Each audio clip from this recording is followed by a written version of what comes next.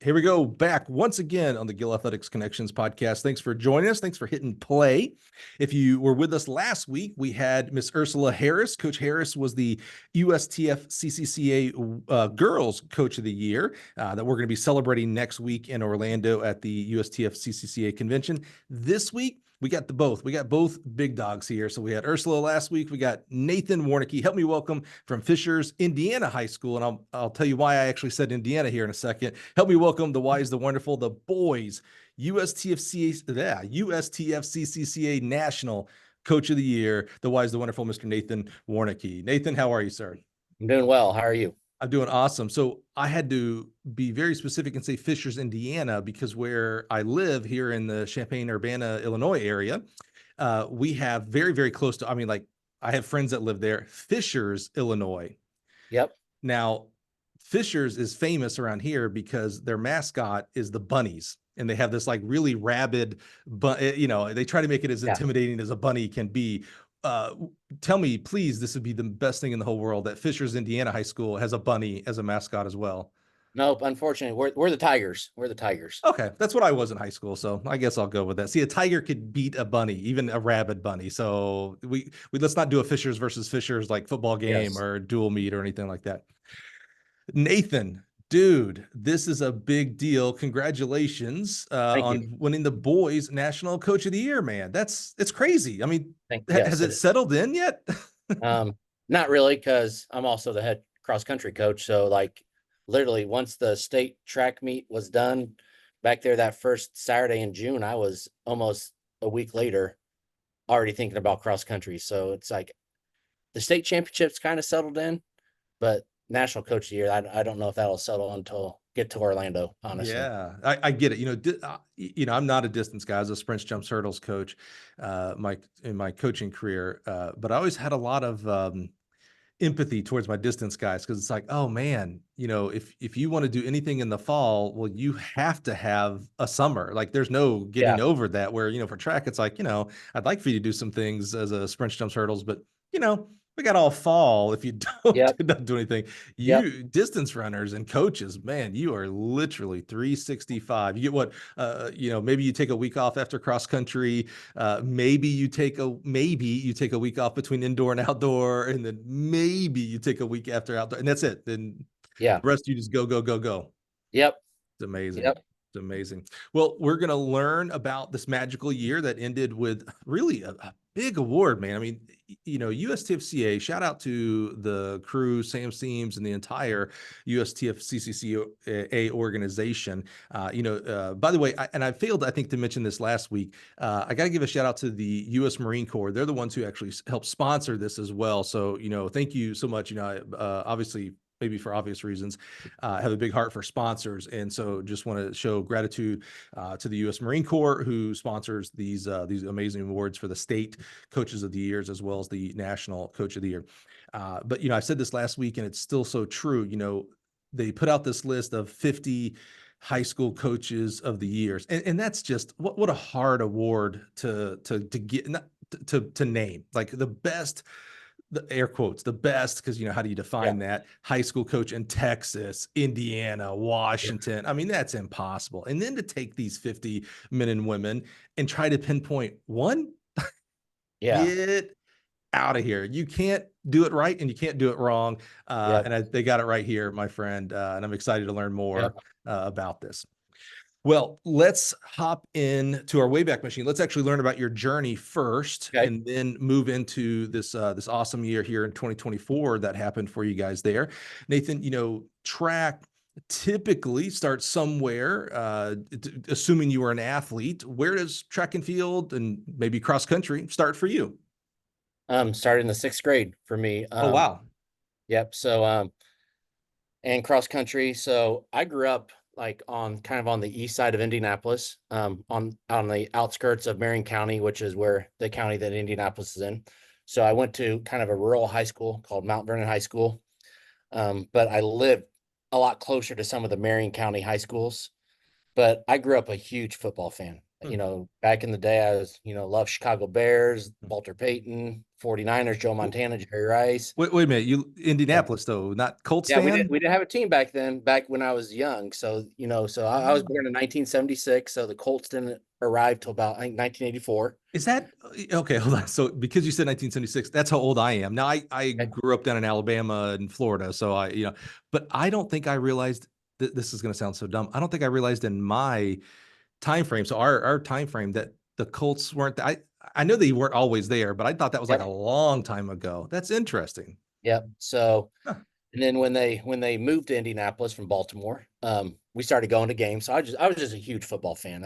My dad played football a little bit in high school, but what happened when we were going into junior high, fifth grade, we found out that I couldn't play with the local Optimist team for the school district I lived in, which they told us we had to play at the neighboring school district just because of where we lived. Yeah, districting and whatever. Yeah. So, and my dad, he wasn't a fan of the fact that I was going to be playing football with a bunch of kids. I didn't know, that I was going to be introduced to football in the fifth or fourth grade, not with my friends, Right. the kids I was growing up with, or even been going to middle school or high school with. But back at that time, my dad, when he got out of college, he started getting into running on his own. He ran some of the the 500 mini marathons. He ran some of those. So he goes, I want you doing a sport. So and I, like any kid back in the day, I grew up playing soccer too. Like played soccer all through, elementary school, and baseball and basketball. But back then in Indiana, we didn't have high school or junior high soccer. Hmm. So for the school, like that didn't happen until probably I was maybe, I want to say like a junior in high school. It Wow. was finally like school sponsored kind of stuff. So, and he was already doing mini marathons and stuff. So he goes, why don't we try running? So back in like the fifth grade, I think kind of the spring of my fifth grade, I started going on like 3 mile runs with him.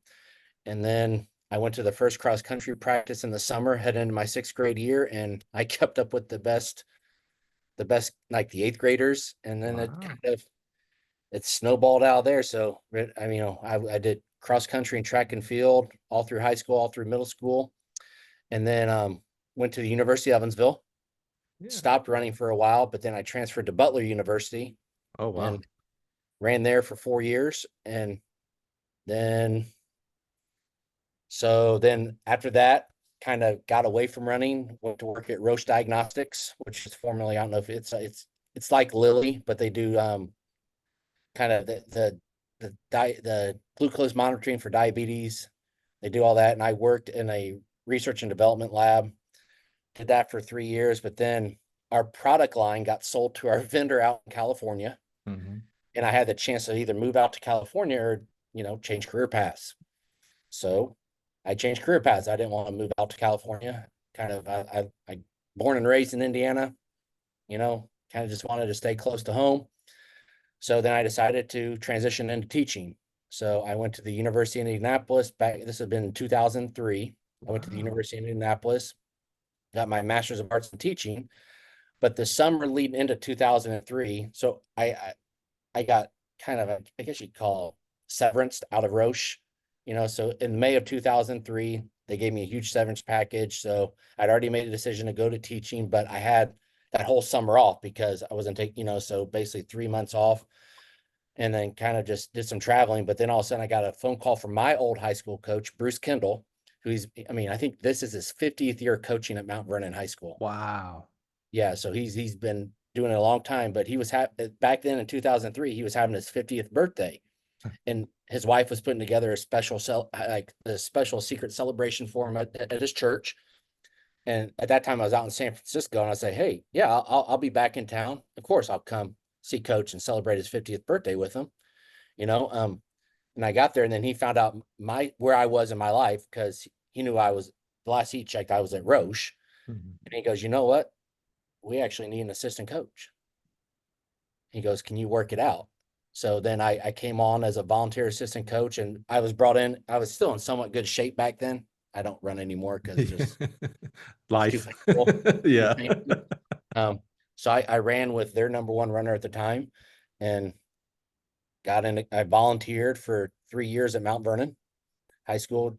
cross country and track and field. And then 2006, Fishers High School became a high school. Mm. So Fishers High School has only been around since 2006. And then I joined the staff that summer. And also I became a teacher here at Fishers High School that summer in chemistry. And then in 2008, the 2008-2009 school year, I was named head coach. Wow. Go back. That's amazing. One of the things that I really enjoy, we're on episode, I don't know, 280 or so. So, I've had the privilege of interviewing, deep interviews of, 300 plus coaches here now. There is no set path. No. We think sometimes, even if we're talking about a high school coach, so it's like, oh, to be a high school coach, that means you got to be a high school teacher. That means you're going to do this. You're going to go this path. If you're going to be a college coach, that means you need to do this path. There is no path. There's a billion paths. So I love, love, love this. When you go back to high school, and obviously your coach had some positive influence over you. If you're going to their, fast forward, you're going to their 50th birthday, and on that 50th birthday, they look at you and are like, hey, you know what? Like we actually need an assistant coach. Like we need help here. And to me, that like shows what I call the superpower of a track coach. They see something in you, the athlete, before you can see it in yourself. So here you are as an adult, and here coach is still seeing something in you. It's like, hey, you're a coach. Like we need help. You should be here and helping us. Saw something in you before you could see it in yourself. So I love that. When you go back to your high school days, you're well into your distance passion, from doing that from 5th and 6th grade, things like that. When you were looking at schools, and you gave us kind of a preview of what you actually went into for a career, but what were you thinking for a career? Like, did you go into, seems like chemistry because of the job and what you're teaching now? Was that your like, okay, I'm gonna do something in chem? No, not at all. No. So like my original path was business. Like I've always been good with numbers. So I originally went to college with a major in finance. And then somewhere around, I want to say my junior year at Butler, I took this, it was called chemistry and society classes, like chemistry for non-majors. And that teacher was amazing. And I fell in love with chemistry. And then I remember I went to my academic advisor at Butler. When you make your schedule, I was like, how hard is it to change majors at this point? And he's like, you're pretty deep in this path here, Nathan. So I ended up getting a minor in chemistry and a major in finance. Wow. But when I got into my career at Roche for those 3 years, my mom was actually working at Roche. She was a director of reimbursement affairs. So I kind of had an in there. But then I found out that, and it's kind of, you find these out after it happens, like just like how when you do these interviews or something, like something in your past just kind of resonates with that individual. So the person that hired me at Roche to work in that lab, because I worked in a lab that did drugs of abuse testing. So like a pregnancy test, but for drugs of abuse instead. So if that makes any sense, like a urine-based test, but it's for drugs of abuse, like the Postal Service, like a bunch of government agencies would use it. Anyhow, what I didn't know at the time, I found out a year later, was the guy who hired me.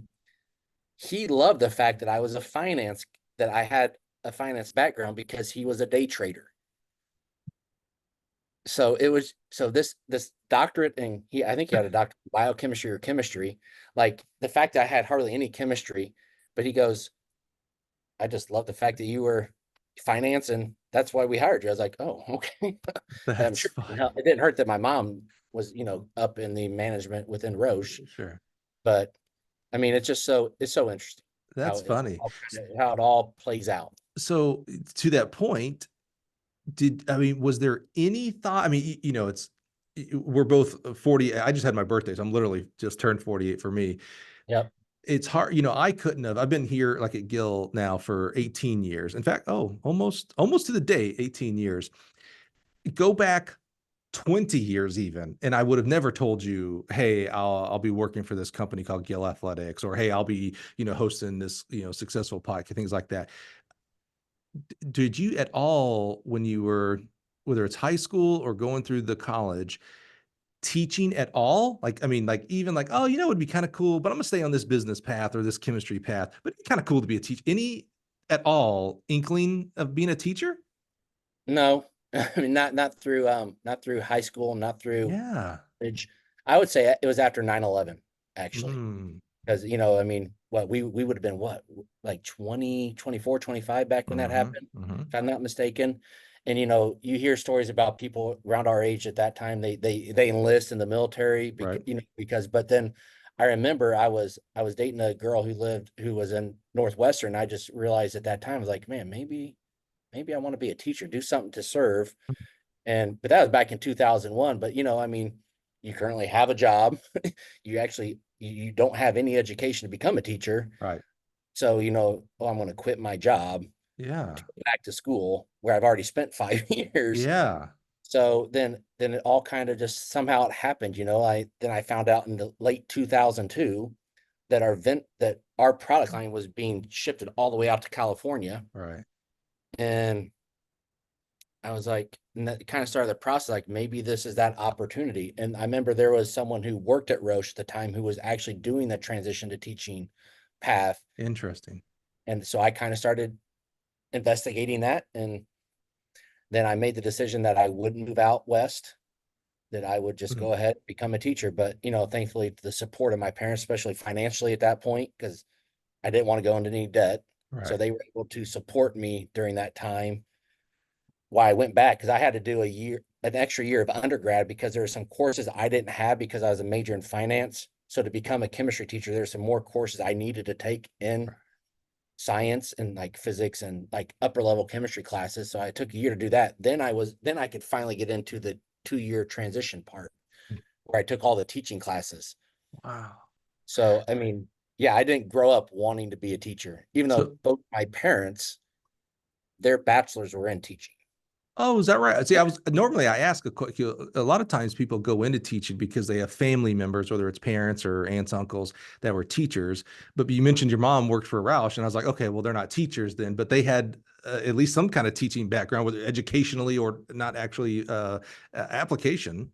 So yeah, my mom, she did a lot of things. Like she was in medical stuff, just like one time she ran a radiology office, but she actually did do some teaching on the side as an adjunct professor at the University of Indianapolis. And then my dad, he worked his whole career at a prison called the Penalty Reformatory, and he had a bunch of different jobs, but a few of the jobs was he was a teacher in the reformatory, helping prisoners, convicts get their GED. Oh, So he wow. didn't actually go down, you know, the high school, like teaching in a school, but he did teach, but it was just Yeah. definitely a little different path.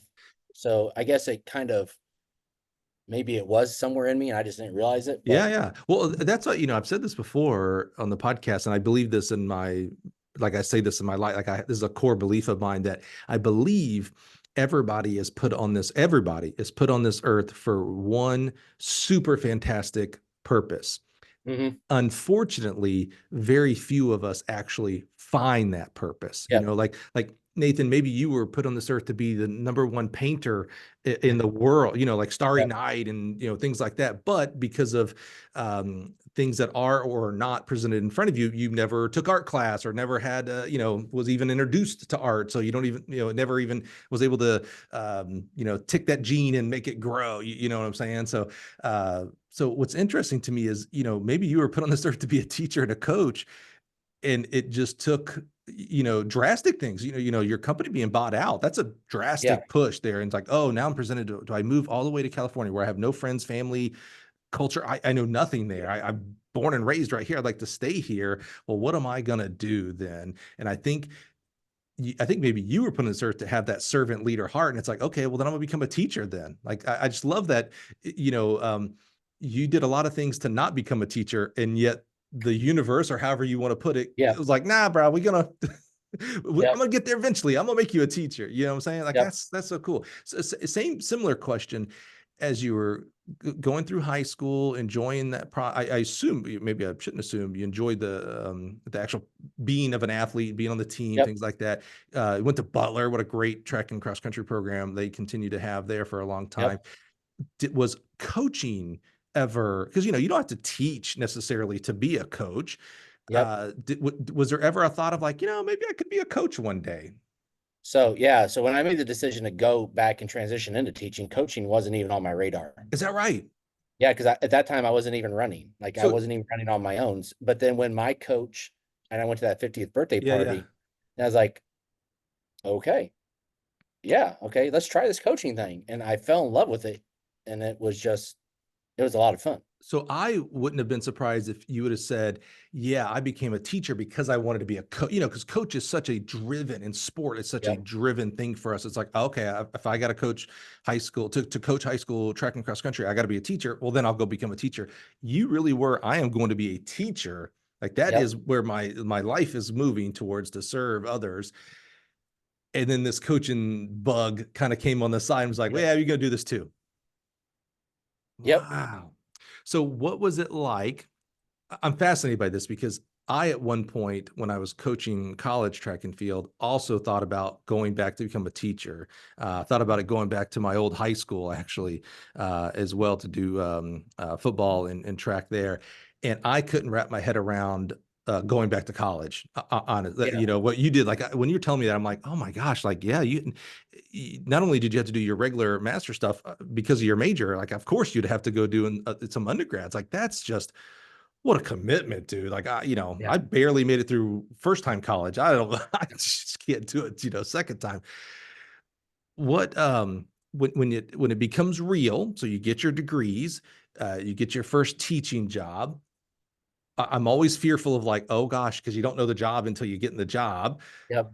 How was it? Was it everything you thought? Was it like, uh-oh, did I make a mistake? How was that? Um, I think over these years, I mean, wow, I think this is my man, is this my 19th year teaching? Yeah, I Wow. think this is my 19th year teaching. Wow. It would be my 22nd year coaching. I would say the teaching, I would, how do you put this? Mhm. They're probably much more passionate teachers in our building than I am Sure. about teaching, Mhm. but coaching has become kind of my identity, my professional identity, Mhm. Mhm. if that makes any sense. It does. Mhm. So that was a surprise, like how much I've loved coaching. And it hasn't always been a smooth ride. I mean, we've had some really down years, Mhm. but it's kind of surprising. I mean, I even had the point, there's a point in my coaching career, I was like, maybe I should go coach collegiately. Mhm. But then it was like, you know what? No, I'm kind of there's a security too in the high school level, which I don't think exists at the collegiate level. And when you have, we have 4 kids, it's just like maybe this is where I'm meant to be. You would have to, you would be faced with that decision to move to California again if you went to the Yes. collegiate track, you know. Yep. So I like how you put that, and this is a topic we haven't explored. So I'd like to continue down this route if you're okay with it. You know, I believe there are football players who also run track, and then I believe there are track athletes who also play football. That's kind of, if you kind of get that Yes. distinction. So I Yes. can believe that there are teachers who also coach, and then there are coaches who also teach. I know we'd like to think in this very idyllic way, I guess, if that's the right word, that, all teachers are just 100% passionate and consumed. And it's like, no, just like in your own job, there's different levels of passion, and you're still committed. So I don't want to say levels of commitment. You're certainly committed to the young people that you teach in your classes. But I can see where it's like, but what was interesting is you said, first of all, it is still not boggling, but I love this. You did not go into teaching so that you can coach. You went into teaching.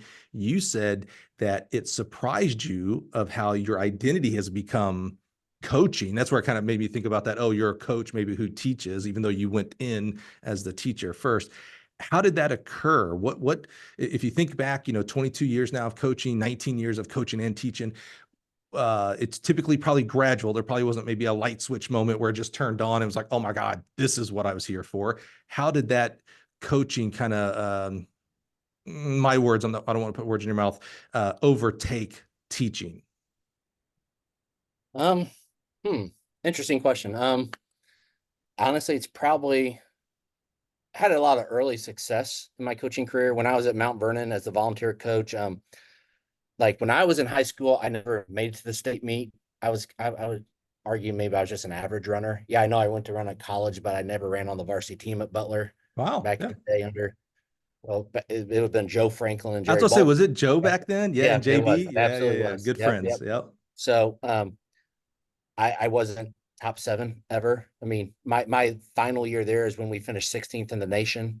So it was the first time Butler made it to nationals and they finished 16th. Yeah. So That's an I, okay team to not be in the top seven, by the way. yes, yes. You know, I eighth was a place walk, was still a yeah, really good runner.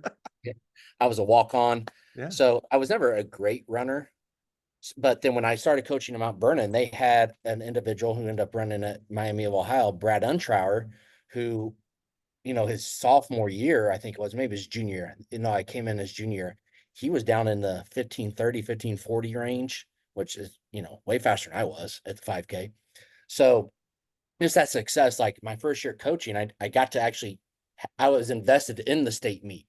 You know what I'm saying? Like as an athlete, I never got to experience it. So I got to coach him for 2 years or be a part of that process. And then Mount Vernon had a pretty good girl who finally made the state meet. She didn't medal, but so my 3 years in Mount Vernon, I was coaching athletes or part of the coaching of those athletes at the state meet, both in track and cross country. And then when I came to Fishers as a first year of high school, we made the state meet the first year and finished seventh in the state as a first year of high school. And we didn't have any seniors on that team. So the first year in 2006, 2007, Fishers was just freshmen, sophomores, and juniors. And we finished seventh in the state. And then that spring in track, I was only so that first year I was kind of a boys and girls assistant, but predominantly boys. But in track, I was the boys distance coach. And our 4x8 finished second in the state. Wow. So that was awesome. And then also we had our Drew Shields in the 1600 finished, I want to say he finished fifth his sophomore year. And then Kel Allen in the 3200, I want to say he finished, man, I don't actually I have stuff right here. I could actually look it up. What did he finish? He finished ninth in the state. So on the medal stand, so just that success. And then second year as a high school, so 2007, 2008, we won the state championship in cross country as a second year high school. How I don't know why I'm amazed by that, because it's still a collection of but how, like I can't wrap my brain around like how, like for some reason I was thinking when you said first year at Fish, it's the first year at the high school, so I'm thinking like, oh, not very good. They don't have a tradition of track and cross country because they don't have a tradition. Like it's just going to be, I don't know. In my head, I kind of like sandlotted it as like, oh, just a bunch of scrappy kids that are learning track for the first time. But I guess that wasn't necessarily all their first year experience with track. They had track. How does that happen? It just seems wild to So, me. so Hamilton Southeastern High School, Oh, which is huge. it's huge. Hmm. So, and the funny thing is, like Hamilton Southeastern High School, when I was in high school, they were the high school right to the west of us. So they were kind of a rival, and they were the same size as Mount Vernon. Mm. But then just growth and growth and growth, they got so big, so they had to make a decision. Do we stay as one gigantic high school, like I don't know if you Carmel High School in Oh yeah. I used to coach at Ball State, so I recruited a Okay, lot of these schools. Yeah, yeah, so a school of yeah. 5,200 Huge, kids, huge, huge. Yeah, but yeah. what they realized is Hamilton Southeast is actually going to be larger than that eventually. Ah. So they made the decision that they would split the high schools into two high schools instead of just one. So, and that's so Fishers, I think back in 2004 or so, the building we are now was a freshman campus for all of Hamilton Southeastern schools. Wow. So we're a two high schools district. Mm. So then what happened is, they draw the boundary like, hey, kids who live in this area, they're going to Fishers High School. Kids who live in this area are going to Hamilton Southeastern. Well, the head coach at the time, Rob Seymour, he did a great job. He was a PE teacher. He did a great job of kind of starting to pick some athletes and saying, hey, you want to try cross country? And he got some great athletes. And then it kind of snowballed from there. And lucky enough, we won state as a second That's year. amazing, especially when you consider, and if you're listening back in the spring, so April and May of 2024, we actually interviewed one high school coach from every state to talk about their outdoor state meet. And so we did a 15 to 20-minute segment on every state. And in Indiana, we learned, and I love that. It's actually, it might be my favorite, one class system. So there's no Yes. 1A, 2A, 3A, 4A. So when he talks about winning state, it's not like he won the 2A state and there's 6 classes or anything like that. Not anything's wrong with that, but Yeah. it's one. If you have the 100 kids in your school, or if you have 5,000 kids in your school, you're all funneling to the state meet to win one title. So the way you described that then, Nathan, what might be, especially, hindsight, a boon for new Fishers high school, because you play 7th right off the bat and you win state the next year. Would it be fair to say, was it so, as much of a boon it was for Fishers? Was it a what's the right negative word here? Did Hamilton Southeastern get screwed? Meaning, like, those kids would have been on the Hamilton squad, right? So, well, no, I mean, yes. So in that squad of 7 we had when we won state, only 2 of those guys actually ran cross country when they were because they spent 2 years at Hamilton Southeastern High School, because they came to us as juniors. So only those 2 actually, and they would have been our 2nd and like 5th guy. All the other guys never ran cross country either in junior high or in high school until they came to us. No way. If I'm not mistaken, and that's cross country. I think a few of them Sure. did track and field. Yeah. But Drew Shields and Alex Shields, they're twins. They both played football as freshmen. Another athlete, Nate Piggish, didn't do any running, and he just picked out these runners. And then, so it really wasn't, it didn't, I mean, Hamilton Southeastern, if I'm not mistaken, they were pretty good back then too. I mean, I think Yeah. here we finished 7th, maybe they finished 8th. The year we won, I think maybe they finished 6th or 7th. So That's so amazing. I know you hear this all the time, like where we are, like, man, just imagine how good they would have been back then if they were combined. Right. What people don't understand is, like, we probably there's some that would never have done it because that opportunity doesn't exist, because it does. You don't all of a sudden go up to 14 varsity spots. You still Good only point. have 7. Good point. So That's a splitting the high really good school point. gave more opportunities, which is why I would say, like, I know Carmel Estate is one huge high school, but if you ever split Carmel, then you'd have another team. Eventually, after some years, you'd eventually have 2 programs just as good. Yeah, that's I've never thought about. That's a really good point, that there are going to be some kids for all sports. We're going to talk specifically of cross and track here, obviously, but all sports that either don't go out for the team because they're like, dude, we have 50 kids on the cross country team. I don't want to be number 51, so I'm just not even going to do it. And who knows, that kid could have been a 4 flat miler if they would have just tried out. And or hey, they're already so good, I can't. I'm not that good. I'm just some freshman. And it's like, oh man, if you would have started as a freshman, you could have been a 9 flat 2 mile or whatever. Yep. You know what I'm saying? So yeah, I never thought about that aspect for all sports. Tennis. A kid says he doesn't want to go to tennis because it's like, man, there's already 20 tennis people out there. What do they need me for? Yeah, I never thought about that. That's interesting. So were you, now you're not, don't take this the wrong way, Nathan. You're not young when you start this out, meaning you're not fresh out of college. You're not a 22, 23-year-old coach. That's what I mean. We're the same age. So, if I call you old, I'm calling myself old here, buddy. But what I'm wondering is, like, so you are young, and we had this discussion with last week with Coach Harris from Scotlandville, the girls' national coach of the year as well. And I found this interesting. This was only her 4th year coaching. She had another career. So where we talk about with athletes and their training age, so you may be 18 years old, but you've only got 2 years of track, so your training age is 2. Her coaching age is 4. She's had 4 years of coaching. At this stage for you, while you might be 30, right? Because I started here in 06. So this is roughly the same kind of time frame, and I was 30 then.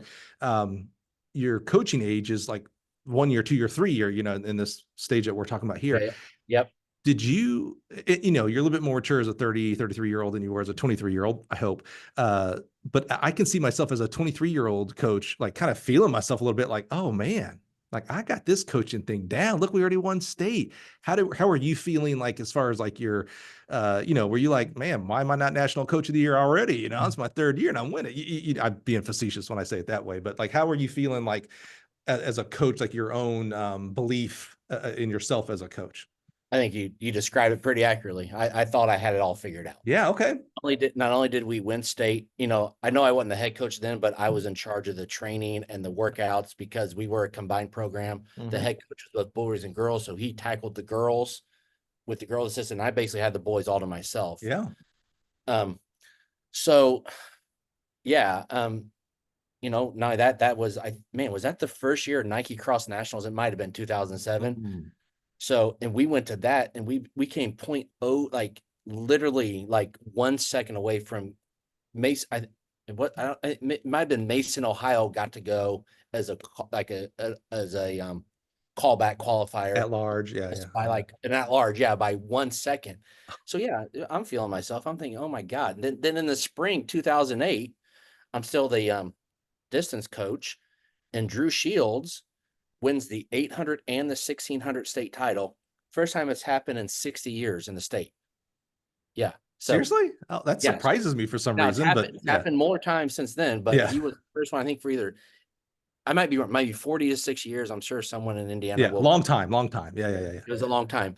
Not only that, before that, we finished second in the 4x8 again. So we finished second in the 4x8 2 years in a row. Dude. Drew Shields won the 16 and the 8. And then his twin brother, finished, I think it was 6th. I have it right here. Yeah, 6th, yeah. 3,200. So like I'm 2 years into really, because when I was at Mount Vernon, I wasn't making workouts. I was, because what I found out is smaller schools, especially in track, the head coach does a lot. He almost micromanages because you just don't have knowledgeable staff. So, my coach, one of my biggest mentors, knows every event. He knows everything. Also, he's been doing it 50 years. So, but he knows everything because at a school like Mount Vernon size, he kind of has to, because sometimes you're just hiring teachers to be your assistants just so you have adult supervision. Right. Whereas at Fishers, I don't have that problem. And we'll maybe get into this. Like, my staff is extremely knowledgeable, and I hired them for a very specific reason because they know what they're doing. But yeah, so after that spring season, 2008, then in 2008, 2009 school year, I became the head coach of both because the current head coach became the dean of students because there's just some administration shifting at Fishers High School. So then I stepped into the role. And then in 2008, Drew Shields wins the state title over Futsum Sinahalasi, the kid from North Central. I remember this. Northern Arizona.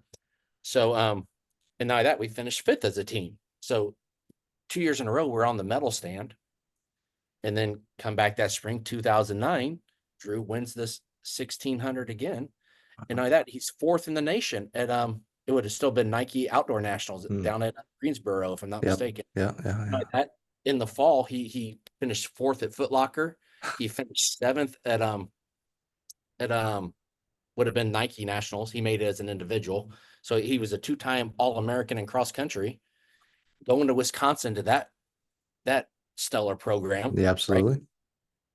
Big recruit. So I'm just like, man, I'm living in the lap of luxury here. Why didn't I start sooner? Yeah. And then we lovingly refer to around here, especially in cross country, went through like 5 years of what I call darkness. Okay. I was going to ask, because I learned how to coach. You come off much more humble than what this stage is. So I was going to ask, so what humble? I mean, something had to have I don't want to say happen again, like it's a very, acute, it could have been chronic thing. So during 5 years, just no more Drew. I know you had other athletes, but Yeah. So, basically from 2009 till 2012, we didn't even have an athlete make it to cross country state. Wow. So how it worked in our state, you had sectionals, regionals, semi-state, state, even though now this year we've cut out the semi-state portion. Right. I remember that. Yeah. So it's only a 3-round tournament instead of a 4-round tournament. So in those 4 years, there was 2 years we didn't even make it out of sectional. So we were 2 years removed from winning the state title. Then in 2009, we don't even make it out of sectionals as a team. So there was definitely some soul searching. And I distinctly remember this. So we were up at the Culver Academy's invite in Culver, Indiana. It's a huge high school invite. I think even some middle school teams run there. It's on that lake. I don't even know what the lake's called, but it's a beautiful scenery. And we went up there and we got destroyed. I mean, it was bad. I want to say we finished 30th. I mean, it was absolutely one of the most humbling experiences. And I remember I was coming home on the bus. We had to leave pretty early to get there. So it's a long bus ride back. And I remember I'm texting my wife. I was like, maybe I just need to hang this up. Maybe I don't know as much as I think I know. I just need, maybe I just need to hang up coaching, just focus on teaching. And I remember she just said, you are not quitting. She goes, you love this too much. You are not quitting. Because my wife has been with me.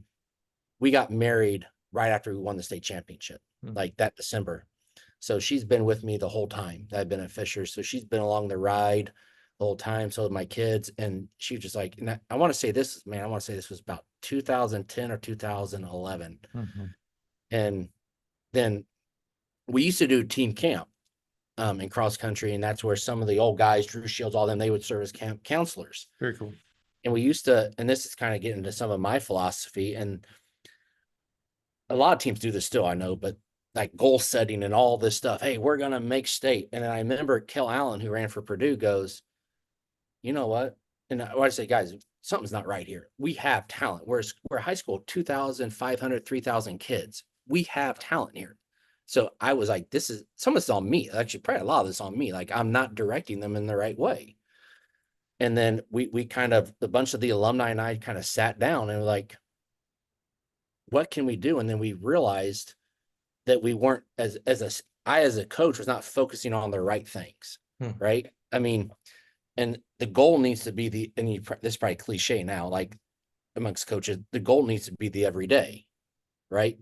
Making a state, putting a medal on your neck, that's the reward for attaining your goals all the time. But when you make goals that are not attainable, it spirals out of control. And then eventually we started turning it around, and it just took a few individuals to kind of, back in, what was it? It would have been 2013. We had a boy make state, Calvin Kraft. Then his senior year, he made state. Well, he would have made state. I'm trying to make sure I get 2015. So he would have made state in 2012, as an individual. Then 2013, maybe. I don't know. I'm probably getting my years all wrong. Then his senior year, we had a freshman boy make state with him. Or no, his sophomore year, he made state with him. And it's just kind of like those individuals kind of set a new tone, and also just kind of changing my focus, like really, really focusing in on what are we doing on a daily basis? Is what we're doing on a daily basis, does it make sense? Does the why make sense? Right? We stopped doing team camp because in the end, like we found out, athletes, their whole purpose of being on team was going to team camp. I was like, that's not, we're not a club team. We're a competitive running team. If you want to do that kind of stuff, that, you know what I'm saying? So we just really made the running and the competing the focus in cross country. And then it kind of started spilling over to track too. Like even in track, I'd say early in my coaching career, because, I came up with a coach, my mentor, who did everything. I thought I had to do the same thing. Right. But he had a team. Back then we had teams of like 50 athletes.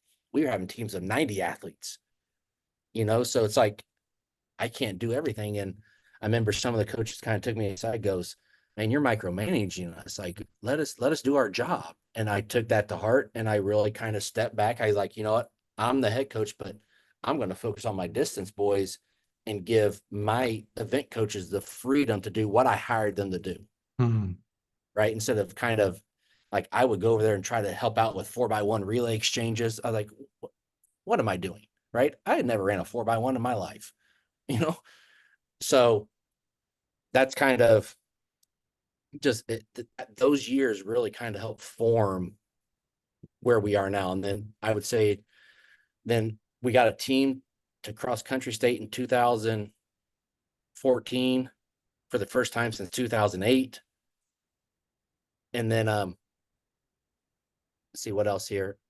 And then in 2015, we finished second in the state. And then it's kind of been a roller coaster since then. And then so the cross country kind of took off faster than the track did, if you know what I'm saying. So, and then the track over the years, I mean, leading up to this past spring, we finished fourth 3 years in a row at the state meet, and I would say when we lost our season during COVID, we had a team, I would argue then we had a team capable of winning the state meet. So I've always found, just because of the way it is, like the cross country program kind of took off a lot faster than the track program did. But now the track program, just because, you know, I mean, I've always said track is like 4 or 5 teams in one. Yeah, that's right. Yeah. You got your sprint team, you got your throwers Yep. that are off in their own world. Yeah. Then you know, actually all the field events are kind of off in their own world, like the pole vault and all that. And then you got your hurdler specialty.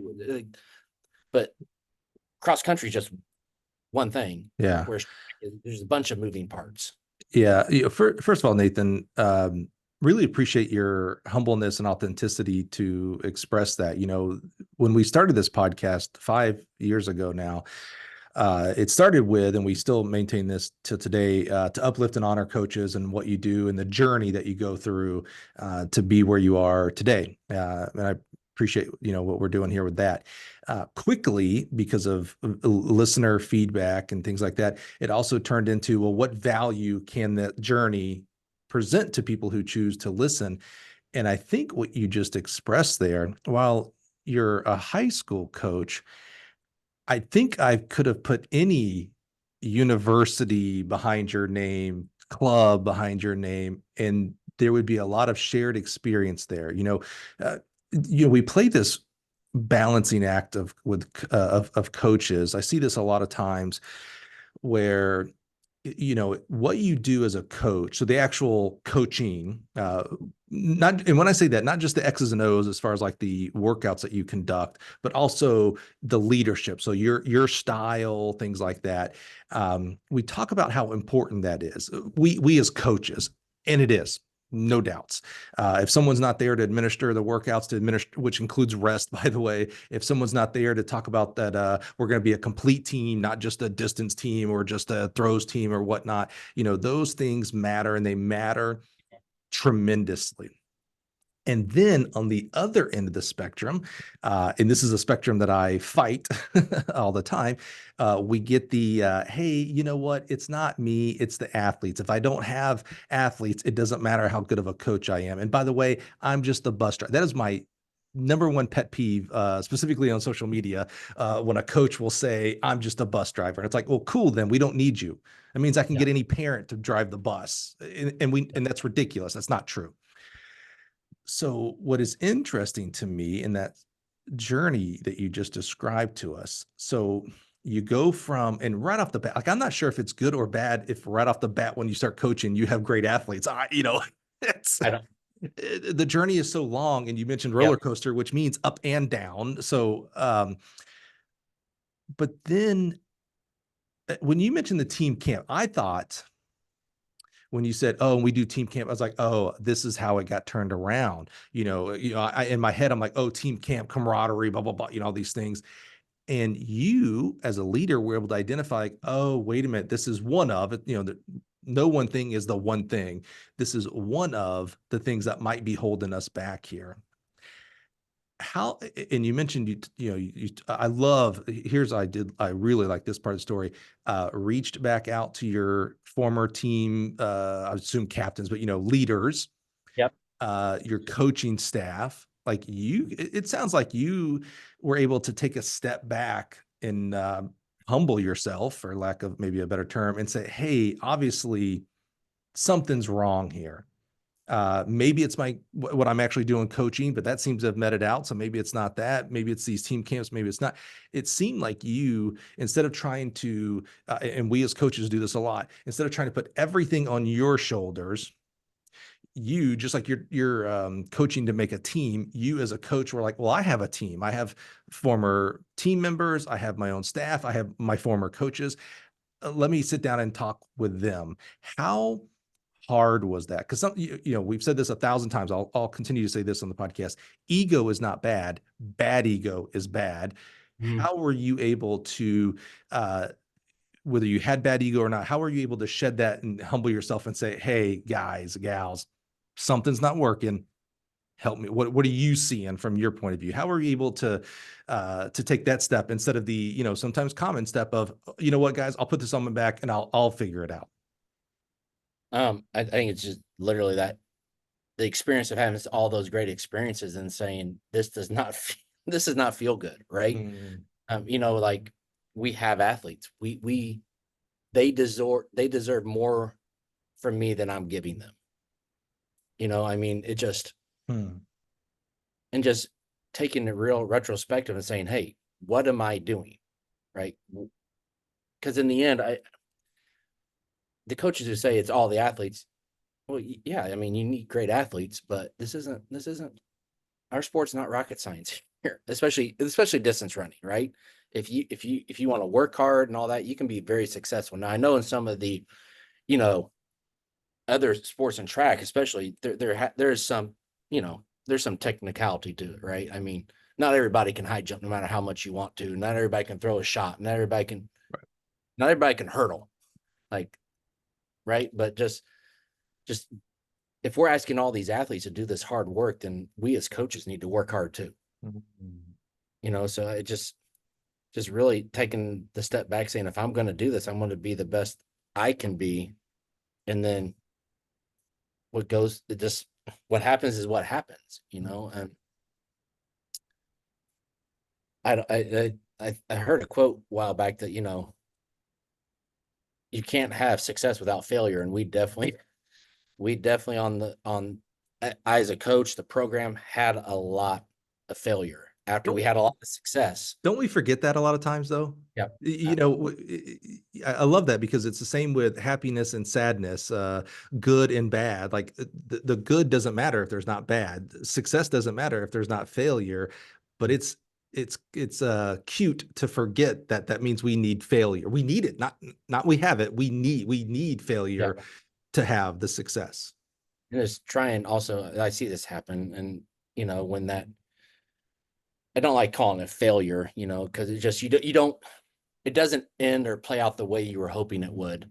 And then how there are coaches that blame the athletes, and I've never been that type. Like, in the end, these are 14, 15, 16, 17, 18-year-old kids. Kids. That's what they are. And that's also like, hey, you know, it's an athlete driven team. Well, no, because in the end, you're the leader at this age. Like they need you to model that behavior about what it should look like. Like as a coach, if I'm not the first one there at practice, I mean, just also when there is a poor performance, don't start yelling and screaming. Like, I mean, how many coaches do you see that just start yelling and screaming, or they say, one thing I've learned is coaching, especially because it's highly emotional, right? I mean, there's a lot of emotion is that I usually don't say anything to my athletes right after they perform. We talk like, hey,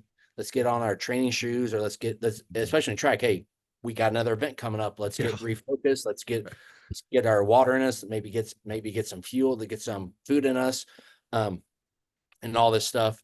But then usually, like in cross country, especially, we'll have the team talk. Like usually our meets are on Saturday. We'll have the team talk on Monday. Mhm. That way, you really, like, not only do I have a chance to kind of digest and play back everything and figure out, okay, why did we perform that way? And usually it's related to something we did in training, or it also lets the athlete kind of work through the process on their own, which I think is really good. Instead of you guiding them as a coach, Interesting. they kind of begin to figure it out on their own. Because that, to me, that's more powerful, instead of you telling them as a coach, this is why you ran bad. Yeah. Yeah. That reminds me of what they call learned helplessness. So when you as a coach try to automaton, robot the athletes, like, hey, you need to talk to me after every attempt. I have to tell you that. It's like, man, don't they have to learn to make some adjustments and feel themselves on their own? So I love that you, instead of when you're at the height of emotion right after the race or the event, you take that step back and allow that emotion to come back down to normal, and yet let the other side of it, I'll call it the analytical side, the thinking side of it, Yep. start coming up, and now you can have a little bit more of a proper discussion instead of a rash Yeah. discussion. Yep. But then in track, it's a little different. Like, because, I mean, I go back to this, the state meet. I mean, our state meet was in a downpour. It was the worst weather conditions I've ever seen. But, I mean, just because track's different, especially in the high school level. I'm not sure how college works. I don't think there's a lot of doubling, tripling in college track and field. And maybe There's there is, enough. Yeah. but I mean, you gotta, like, if someone didn't do what they wanted to do in like the like we had a boy, Matt Kim, who was our anchor in the 4x8. He anchored us to second place, but then he wanted to finish top 2 in the 800. He finished, I think, 5th. So he was really beating himself up in the tent. But then he's also our second leg on our 4x4, which is about an hour later. And we know as coaches, like, this is a close stinking meet. So it was just getting him back into that focus. Like, hey, we still got a job to do here. You're a senior. Let's get it going. Where in cross country, there's really, there's a beginning. There is no talking. Yeah. One and done. No halftime. No, there's not. And also, I felt like, especially like with distance runners, the things you also say to them right before they race is really important. Like we don't do a lot of talking before the race. We'll break them down and, tell them good luck. But to me, especially in distance running, a lot of that coaching happens the days leading up to the meet. Right. Like, last thing I want to do is start putting a bunch of things in their head when the gun's getting ready to go off in about 10 minutes. Yeah. I do it in track too. Like, hey, there's nothing you can say right now that's really going to change. Like, that should have been done 24, 48, 72 hours would go. Right. Yeah. Right. So it's just, I like my athletes not to think. You reminded me of when you talked about that kid running the 4x8, the 8 and the 4x4. It reminded me a lot of what we discuss about with combined event athletes of like, hey, after that 100-meter dash, whether you did amazing or not, you kind of have to put that in its own little bubble. Like, I think, a lot of times coaches will say you get 5 minutes to think about it, and then you got to go get ready for the, I think it's the long jump is next.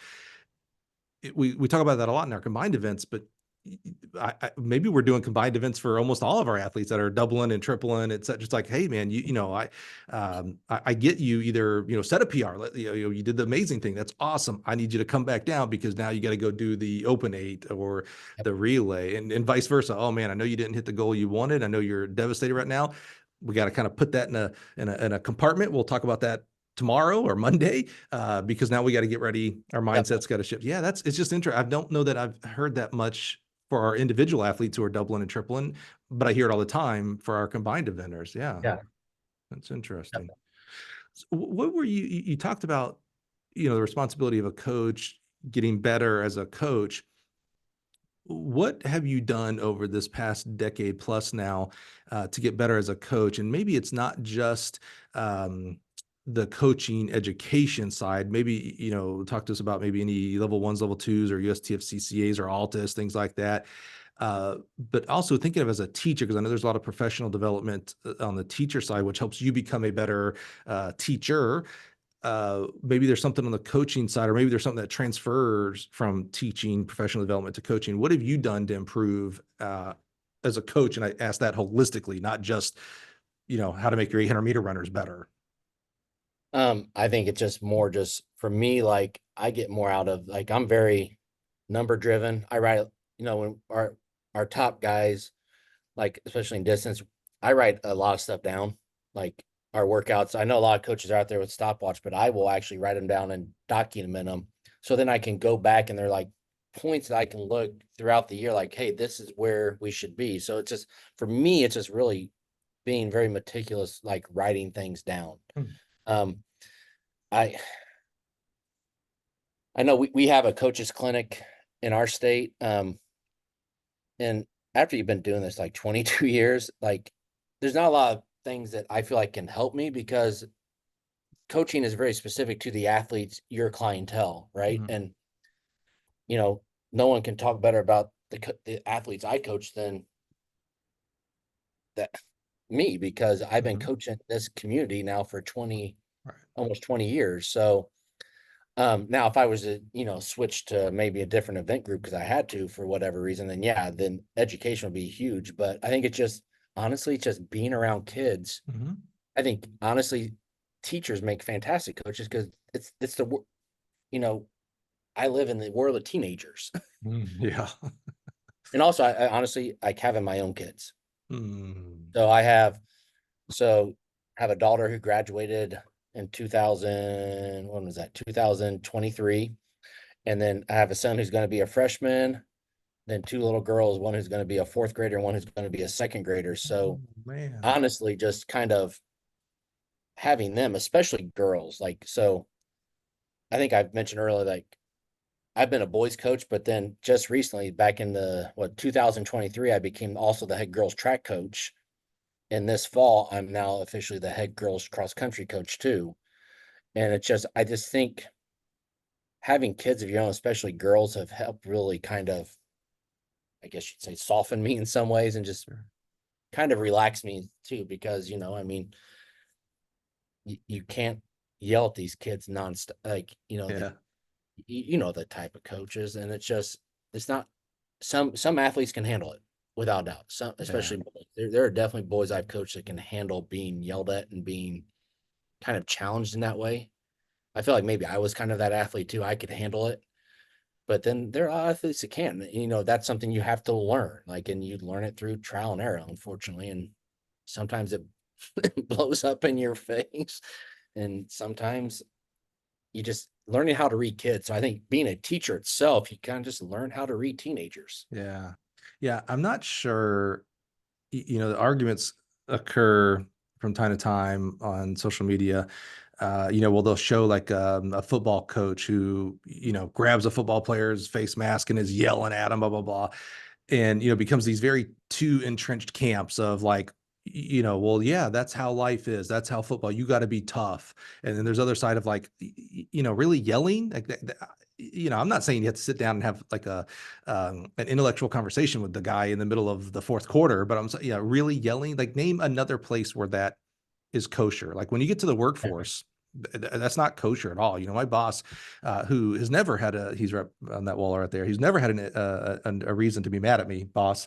But if he did, him yelling at me would not have been the way Yeah. to solve it. Even I'd say, well, I'm a man, I'm 48 years old. I can take it. And it's like, yeah, but I also, we're human. So that means we should have respect for each other. And that Yep. yelling at someone is not respectful. So, and by the way, I coached for 10 years on the collegiate side. I'm not saying I was perfect. I certainly had, I look back and I'm like, oh man, I wish I wouldn't have said it like that. I wish I wouldn't have done that for sure. Um, but yeah, I don't know that I quite understand the coaches who are the yelling, get in your face, mad. My whole life is around coach. I talk to track coaches and see and watch, observe track coaches 24/7. I don't see it very often in our sport. I see it, to your point, um, but it certainly doesn't also seem to be celebrated in our sport like it may in basketball and football, which, there could be a whole discussion about, well, those are male dominated sports. So maybe that's why. I don't know. I don't want to get into that discussion, um, but I like that you have kind of you certainly sounds like you certainly on your own self of like, hey, that's not how I'm going to be. That doesn't seem like a very intelligent way to lead young men and young women in this. I don't want to say in this day and age because it certainly wasn't in 1960s either. But Yeah. we're here in today's age. Yeah, that's interesting. Uh, I have a lot of empathy for high school coaches. Um, there's this weird dividing line between high school coaches and college coaches, because one does it full time, presumably on the college side, and one is doing it part time. And that's not a slam on our high school coaches, but the majority of us are also teaching classes, which, a Yeah. teacher on their own right there, boom, wow, holy cow, that's a hard job to do. And then you add coaching, track and field and cross country on top of that. How do you, I'm always curious about that. My wife's not a teacher by full time, but she is a long-term sub. So like she's Okay. getting ready here in a couple weeks to start a geometry, or we'll should go from the beginning of school through Christmas break. So she's in it every day, and I'm just like, wow, man, it's a lot of stinking work. How do you I'll use handle. I'm not sure that's the right term I want to say here, but how do you handle full-time teaching? So you're a teacher. You want to be the best teacher that you can be. You want to, you're in charge of 14, 18-year-old kids. So you want to make sure you're setting them up for success. Maybe they go on to be chemistry teachers or Yep. chemists one day. So you want to be really good at that job. And that job entails a lot of other things. Every job has things that you don't want to do. So maybe grading or, Yeah. reporting to your principals and things like that. How do you maintain doing that at the highest level possible, and yet also being a coach, meaning, and being a distance coach, which means, we talked about this 365, this is all year as well. How do you handle trying to be excellent at both of those? Those are two really kind of competing, not competing, but those are two kind of full-time activities. Handle's not the right word, but I can't think of the right word. How do you, I'm gonna say handle again. How do you handle trying to be excellent at both? That's a lot. Um, Time management, obviously. Oh, and by the way, you're a father, a husband, a son. You know what I'm saying? Like, that's a full-time yeah, job. yeah, Sorry, I didn't mean to cut yeah, you off, but I want to make sure, yeah. paint the full picture here. There's like, they ain't the only two things you do in this life, Yeah. So, regards to family is like, I've learned now over the years, like that I don't take like teaching. I really don't take home. I do take home coaching, but also just kind of realizing what I needed to be the best. So like, it's going to sound crazy. I don't know if so you're in kind of the eastern part of Illinois, right? Mhm. Um, but I actually live in Crawfordsville, Indiana, which is about an hour drive from Fishers. So yeah, Wow. we moved out here in 2017. Um, so we used to live I used to live about 10, 12 minutes away from the high school, from like, what was that, 2006 to 2017. But then my mom passed away in 2015. And then, the house we lived in couldn't hold four kids. Um, there's a very specific thing that my wife and I envisioned for our kids, like how we wanted our kids to grow up. I didn't want to live in the neighborhood. I wanted to have some land just Mhm. because just it's kind of what I wanted, right? But unfortunately, teacher, coach, my wife's a nurse. We couldn't afford stuff in the Fishers, Carmel, Hamilton County area. We just Yeah. couldn't. We couldn't afford it. And her family actually is from Covington, Indiana. Mm-hmm. So out there on 74 as you head to Champaign. Mm-hmm. Um, so we made the decision, like, for all these years, we lived close to my family who lived in Carmel, Indiana. After I graduated from college, they moved to Carmel. Um, that we were going to move closer to her family, and also kind of, so I could also kind of have what we wanted. Like, we wanted a bigger house, we wanted some land. Well, we couldn't afford any of that out here. Right. Um, so we end up in Crawfordsville, Indiana. I live on 3.5 acres. Um, it's beautiful, but also what I realized, like, so back when I lived near 10 minutes away from the school, I would go on like 30, 40-minute drives before I went home because I had to decompress somehow. You get that So, naturally now. so people are like, "Oh my God, you guys like." I don't think people understand. I would go to like Meijer or Kroger or grocery store and just walk around and just take my Mhm. time because I had to decompress, and I couldn't bring this home because then you're not a very good husband and you're not a very good father. Right. And I don't know if I am. I mean, going on what, 18 years of marriage, so I hope I'm doing fairly well, and So far, so good. Yeah. so far so good. So that's why there are a lot of people in Fishers that don't understand it. Like, oh my God, you drive, like, but I knew what I needed as a coach. Like, Interesting. I'm going to do this. I have to be able to decompress. And I think a lot of coaches feel that, right? After a meet or after anything, a competition, it's like, oh my gosh. I mean, I would even find back when I lived close, I would pace the building for like a half hour Huh. before I went home because so now I have it built in. I have an hour, I have an hour drive home. Yeah. So it's just time management. So I don't take um, teaching home. I try to, you kind of learn as a teacher what works and what doesn't work. And I hate to say it, I cut out the fluff, Mhm. like, right. And that's probably like where those unbelievable teachers, those,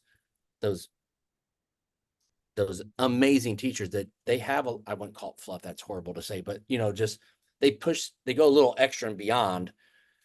Whereas I don't do that because Mhm. I don't have the time, right? Because not only that, like, I mean, as a coach, yes, we only coach in the afternoon and on weekends, but the parents are still sending us emails and stuff, So I mean, so sometimes Right.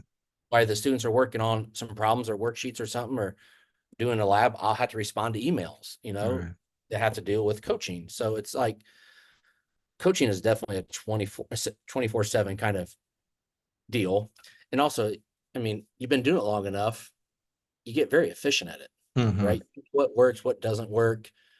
And it just kind of just paying attention to that, like what works, what doesn't work, and cut out the rest. Yeah. We do it with the team, like, right? I mean, my sprint coaches are some of the most efficient coaches. I mean, they will have I mean, we start practice about 3:25, 3:30. I mean, most of the time they'll have them out there by 5 p.m. Why? Because they're very, very efficient. There's no, like, when we get there, we're there to work. We're not there to socialize. I mean, you can socialize afterwards, like, but our job is to, I mean, it's getting you prepared to compete. Right. Very, I'd just say very pretty Yeah. efficient. Yeah. No, I like that. How to do. Yeah, I like that because, again, our college coaches, this is all we got to do all day. I say that very flippantly because I know there's a lot of things college coaches have to do as well, besides just on the track, many things. And you're doing a full-time job plus the full-time job of coach. I mean, it really is. I kind of, not kind of, I push back sometimes on our college coaches who will say, well, the high school coach, there's no excuse not knowing everything there is to be about being a distance coach. And, you can go to this seminar and that seminar and you should be doing this and that. It's like, oh yeah, but they also are teaching chemistry. And that means there's homework. And I mean, there's just, so the homework side, I've definitely, I wasn't a big fan of homework when I was a student, that's for sure. But now after seeing my wife, and having kids, my one kid's going into 8th grade and the other one's going into 5th. And it's like, oh man, I hate homework. Like, really get it done during the class time. And I know you would love it. Maybe you're a super, chemist person, so you want them to learn everything there is about chemistry. It's like, man, bro, maybe 2%, let's do 80-20, 20% are going to go on to do something in or around that. But you got a whole class here. What are we doing? And they got all these other things they got to do. Anyway, I can be on a soapbox for a long time there. Let's move to 2024, Nathan. So, there are a lot of coaches out there that, some will openly admit, say, man, I am jealous. How did Nathan, how did Ursula, how did they win the national? Like, I want to be recognized as that. Others are, you maybe not so harsh of a word and call it jealousy, or just like, wow, I strive for that type of recognition because that means my team is good. How in the world did that happen? So let's talk about 2024. You kind of, typically one season is not just, maybe it's January through into May or June. I can't remember when your state meet is, but it's typically not just those 5-6 months. It maybe sometimes starts actually as soon as the 2023 state meet ends. And it's like, okay, these kids are returning and these freshmen are coming in. Talk to us about, I mean, this is a season that had to be magical. It ended with a really magical award here for you as the National Coach of the Year. Talk to us about 2024. So we were a senior dominant team, a lot of seniors on the team, and just go back to 2023. Like I mentioned, we finished 4th in 2023, and we brought back, I mean, I'm looking at it now, the guys who scored at the meet for us. I mean, we brought back the core of that team, right? Tyler Tartar, our hurdler, was a junior then. And there also, in 2023, there was a lot of disappointment. So Tyler Tartar was the number 1 seed, basically was the best hurdler in the state when he was a junior. Went there, I mean, he was undefeated in the 300 hurdles and all this stuff. I mean, he only maybe lost once in the 110s, but then we get to the state meet, advances through the trials of the 110s in 2023, gets the finals, number 1 seed. And then he does something really weird at the line, leans kind of funny and finishes 2nd, but he tweaks his hamstring at the 2023 meet. So that means, so we had to pull him from the meet. So that means he was by far the favorite to win the 300 hurdles. As a sophomore, he finished 2nd in the 300 hurdles back in 2022. So that was 10 points that we lost right there. Now that he was our leadoff in the 4x1. I say it's probably 4x4, right? Yeah. Yes, which, so then we lost points there. So then all of a sudden there's just the disappointment of 2023. And now that Tyler, it took him a long time. I think luckily he didn't really damage the hamstring really bad at all. Physically by August, he was fine of 2023. But I think it's that kind of, like, I call it demons, or those things you have to get through emotionally to move on. So, I mean, we knew we had a lot of talent coming back. We knew we had, as we kind of progressed to January 2024, right? But at that time, we were coming off, we finished second in the state in cross country. So we knew our distance squad was going to be pretty solid, right? Track. So in Indiana, I don't know how Illinois does it or other states, but we don't, it's just one track season. It starts, our first official practice is like right around Valentine's Day. And then we don't have an official indoor season, but there's this pseudo, we call it Hoosier State Relays, which is like you have to qualify for, but it's basically, the unofficial indoor state. Right. And you do like a big school, small school, I think, right? Yeah, big school, small school. Yep. We finished second in that. So, I mean, pretty good feeling. But Tyler was still having, he was just dealing with the disappointment of what happened the year prior, and also I guess probably the weight of expectations, right? He hadn't made a decision on his college yet. Actually, I don't think he had yet. Maybe he had, because he's heading to IU, but just all that kind of baggage. So then, but we're feeling good then. So our long jumper, John Anthony Hall, was actually on our basketball team. Right. And so in 2023, he finished fourth in the long jump as a sophomore with a 23 feet 1 inches as a sophomore. But he's also a starting guard or small forward on our basketball team that won state. Oh, dude. Here's a big piece of our program. And we didn't even get him this spring until after our spring break in mid-April. Ooh. Because of how the basketball season goes, right? Sure. And crazy thing this year was, since what do they call it now? Gamebridge Fieldhouse was hosting the NCAA's first round of the men's basketball tournament. After the semi-state basketball, which is the round before the state, they took a 2-week they took a weekend off because the NCAA had Gamebridge Fieldhouse. So that pushed us getting him back a week further. So dude, he had the state basketball game the Saturday night leading into our spring break, and we don't require the kids to stay here for the 1 week spring break. It's just, as a coach, it's a battle I will not win. Sure. Right? I'm not going to win. Pick your battles.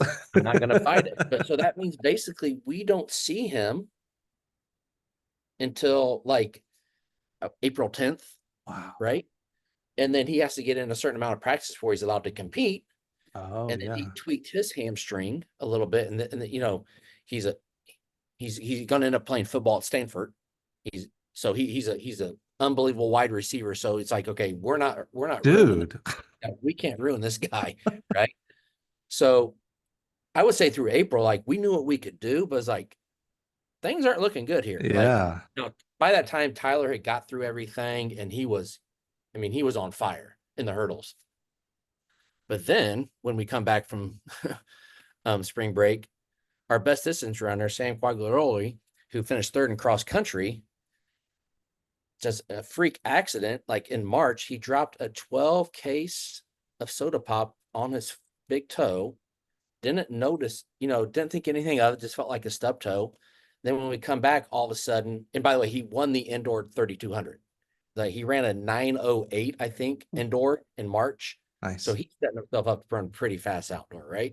A big piece of what we're trying to do here. Yeah. And then I remember I want to say the Tuesday it was the Tuesday out of spring break.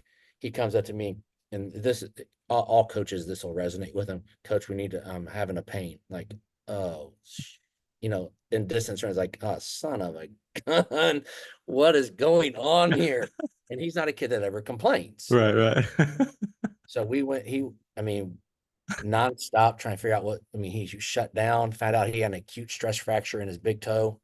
And it took us to like May to figure out, because the doctor told him like this was caused by a traumatic event. Like this was not training related, which as a coach it does feel good. Like, okay, so it's not me.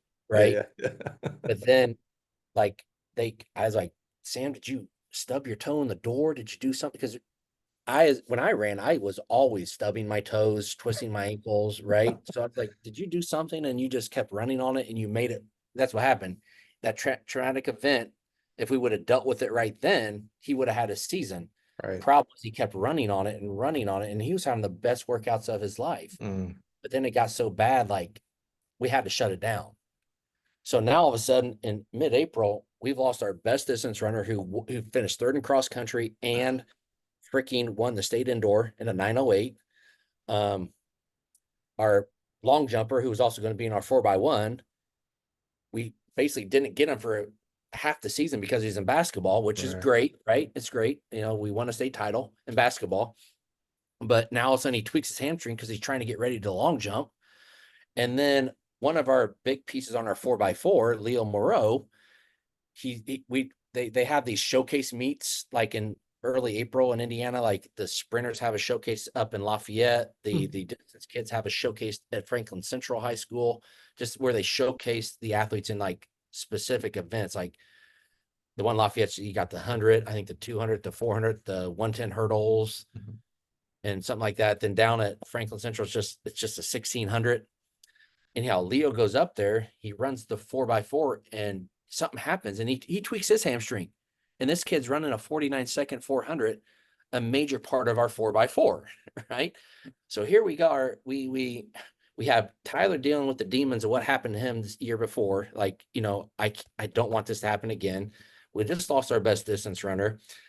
John Anthony Hall, our long jumper, is dealing with, you know, we want to make sure we keep him healthy, not only that for track, but also, you know, this is a football guy. We are not jeopardizing his future as a football player, you know, at the D1 level. And now we, you know, so it just seemed like, oh my gosh, everything's stacked against us here, you know. But then all of a sudden in May, things start turning around. John Anthony started feeling better, starts popping off like jumps in the low 23s on a consistent basis. We got him into the 4x1. Tyler's I mean, man, when was this? He's running times that are possibly the best all time in the history of the state in the 110s and in the 300s. You know, Leo's doing his best to get back. We're only going to end up using them in the 4x4, but you know, any sprinter, especially like anything in the hamstring, I mean, it takes a while. And I think that for me as a coach, there was also some, you know, post-traumatic stress disorder, because in 2023, we had a sprinter, Robert Say, who was a senior. He won the indoor 60, but he tweaked his hamstring too, and we never got him back. Like, so not only did we lose Tyler in 2023 during the middle of the state meet, but also we had a dude probably run like a 10.5. Dude never got to the meet because of a hamstring issue. So like 2023 was really kind of the setup for what we did in 2024, but it was just kind of crazy how all of a sudden we're just having all these different things pop up in April, and just how positive. Like, I know I mentioned Leo, but he was like, literally, he's like, coach, because he knew like there was like that PTSD, like, oh my God, it's happening all over again. We have a team. And he just kept telling me, coach, I got you.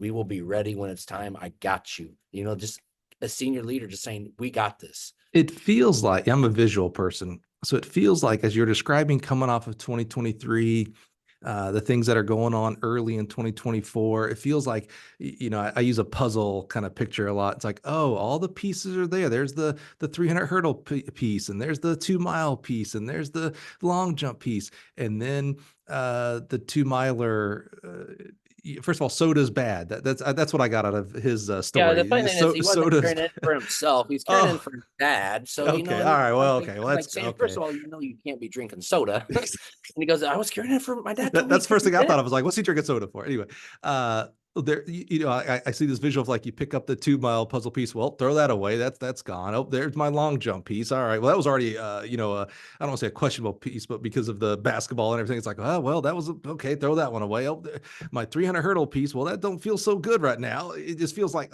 so how did you mentioned in May, it started kind of turning around, but boy, May, you're in regionals and semi, like it's go time. How did, I mean, it seems like you're like, man, I feel like I have the keys to the castle, but I can't figure out which one's the friggin' key here.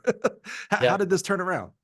I think it was just mainly those seniors and what they experienced in 2023. They knew what we were capable of. I think some people have already talked about this. We didn't win a meet until state. Like we didn't win an invite. We won some dual meets, right? But that's like and none of that. A lot of these meets, we weren't even finished second in some of these invites.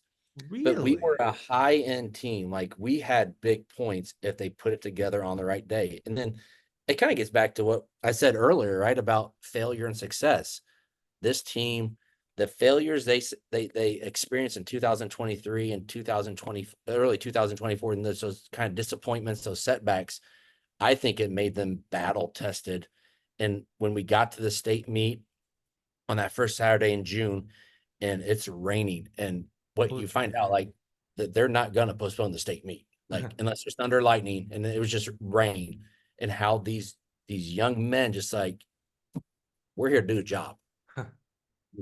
We aren't letting, because we never got Sam back, just because we tried to get him to run sectional, and he's a junior last year. Tried to get him. Forgive me. That is Sam, the 2-miler. Yes. Okay. Yes, he's a 2-miler, and he was supposed to be on the 4x8 because he can run about 157. So we tried to get him back to start the tournament run, right? Because you got to qualify each round. And we did some workouts. And then I remember leading into, so this would have been on Monday before sectional. Sectional's on Thursday. He and I had a real heart to heart. Like, first of all, you've lost like a month and a half of training. So, and you're running the 3,200 here, right? So not only that, if you're a senior, we're probably going to push it a little bit, right? But you're a junior, and you're expecting big things in the fall in cross country, right? And that's, some of that's money too. Like, you're trying to get a scholarship. I mean, he ran a 1450 last year as a junior in the 5K. So it's like, we just made the decision to shut him down. So there's possibly 10 points off the table. Oh, yeah. But then it's just amazing to watch. Like, he was there every day, and just how the team just came together. They started coming together.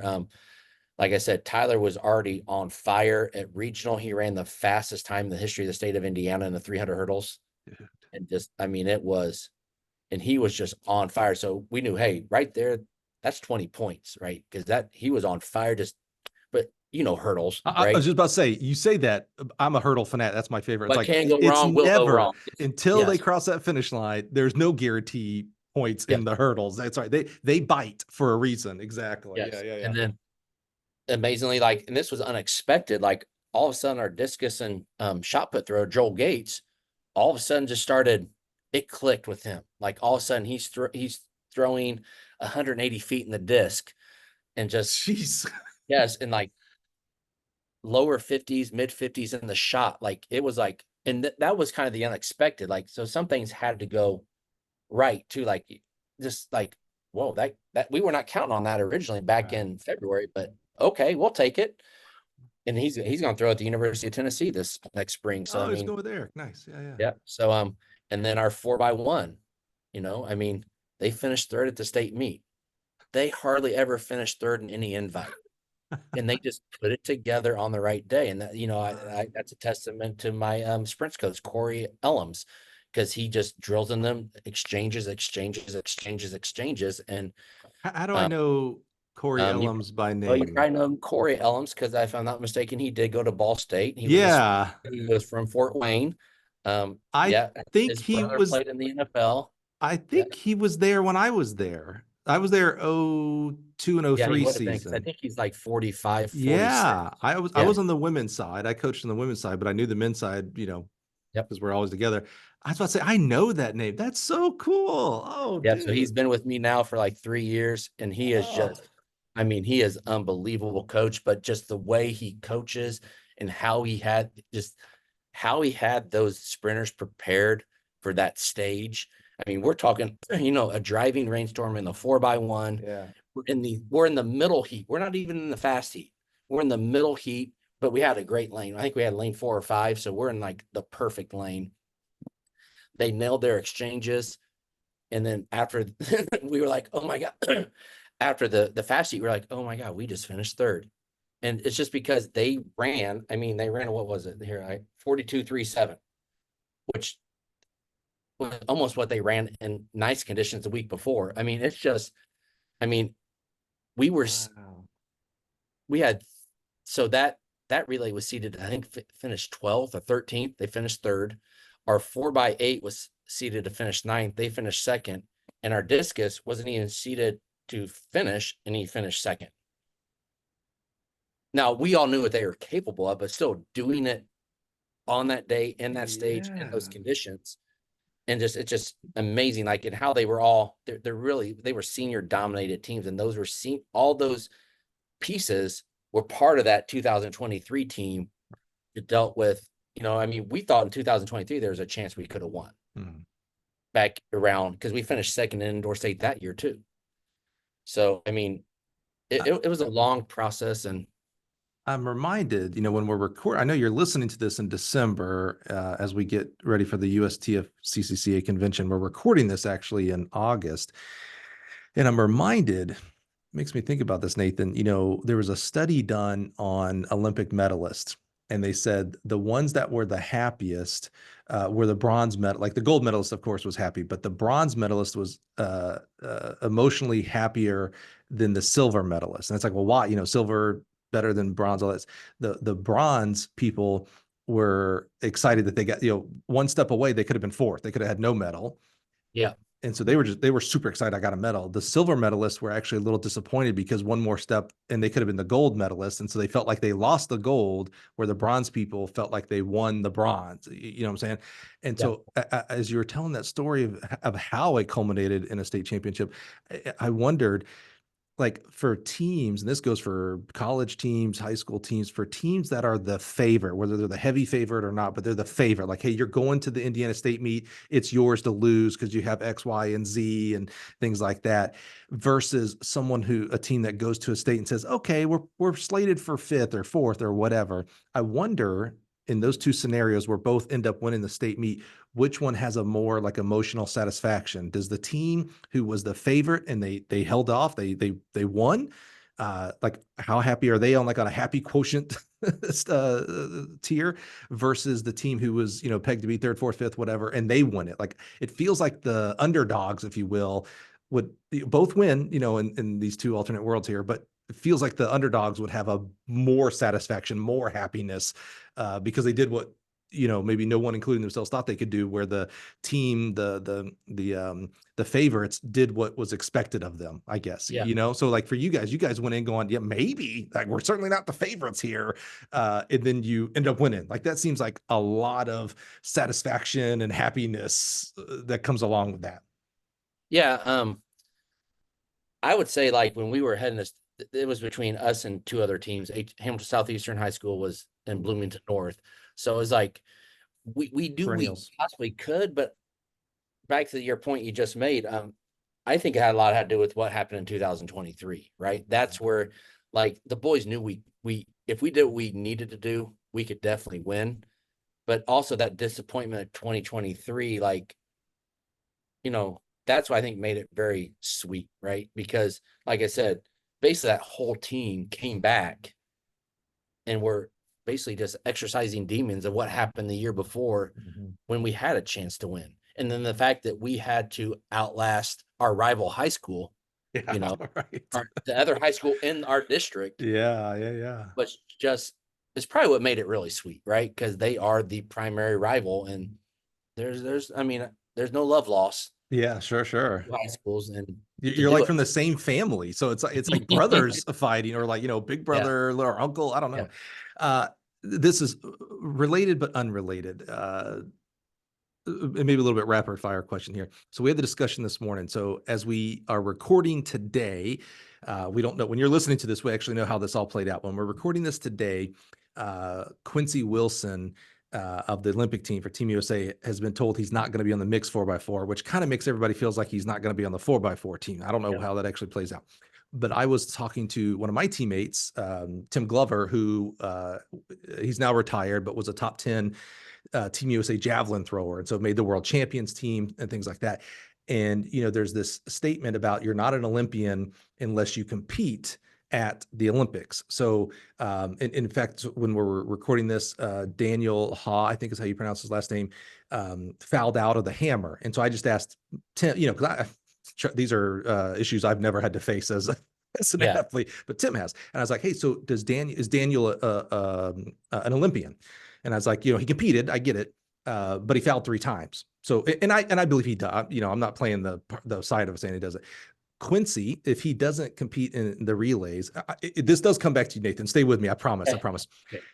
Quincy, if he doesn't run the relays, there is a contingency out there that says he's not an Olympian because he didn't compete, but he was on the Team USA roster and he's there. Okay. I'm wondering, this is where it comes to you, Nathan. Sam's the 2-miler, right? Yep. Does Sam get a state championship ring? Yes. And right? a medal.